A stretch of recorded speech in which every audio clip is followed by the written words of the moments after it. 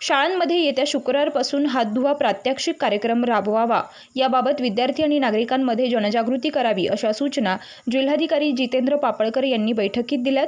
जिल्हाधिकारी जितेंद्र पापळकर यांच्या अध्यक्षतेखाली जिल्हाधिकारी कार्यालयाच्या सभागृहात विशेष अतिसार नियंत्रण पंधरवडा 18 वर्षावरील प्रौढांना BCG लसीकरण व नियमित लसीकरणाबाबत जिल्हा सुकाणू समितीची बैठक घेण्यात आली. त्यावेळी ते बोलत होते.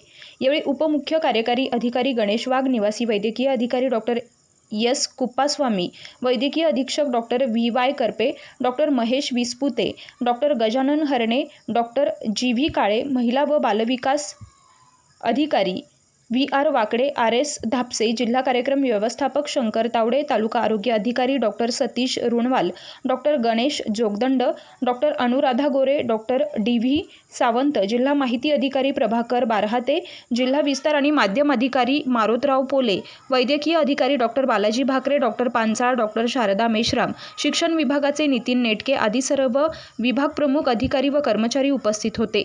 विशेष अतिसार नियंत्रण पंधरवडा प्रौढ BCG लसीकरण व नियमित लसीकरण कार्यक्रम यशस्वीरित्या राबवण्यात सार्वजनिक आरोग्य विभागाबरोबरच महिला आणि बालविकास विभाग, शिक्षण व पाणीपुरवठा विभागाने समन्वयानं कामे करावीत.